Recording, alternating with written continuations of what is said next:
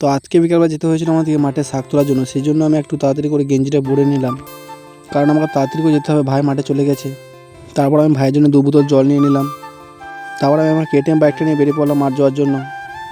তারপর তো তোমরা দেখে নাও আমাদের এখানে রাস্তার ডিজাইনটা।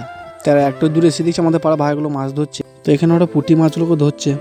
তারপর একটা আগে এসে দেখি এই খালটা জলটা মরে গেছে, কারণ এই খাল থেকে নিয়েছিল ধান জমিতে জল, সেই জন্য জলটা মরে গেছে। এদের মাছ ধরা দেখে চলে যাচ্ছি এখন আমার মাঠে কাজের জন্য। তারপর কিছুক্ষণ বাদে আমি মাঠে পৌঁছে যাই, ভাইকে জলটা দিয়ে দিই, ভাই জলটা খেয়ে নেয়। তো ভাই এসে এতগুলো শাক তুলেছিল। তো কালকে আমরা সবাই মিলে 1 পেটিলে শাক তুলেছিলাম, আর আজকাল 1 পেটিলে শাক আছে, সেগুলো আমার তুলে শেষ করতে হবে তাড়াতাড়ি করে। সেই জন্য আমিও ঝটপট করে শাকগুলো তুলতে লেগে যাই। তারপর দেখতে পাচ্ছি ভাইও বসে যায়। তারপর কিছুক্ষণ পরে মারাও চলে আসে সবাই শাক তোলার জন্য।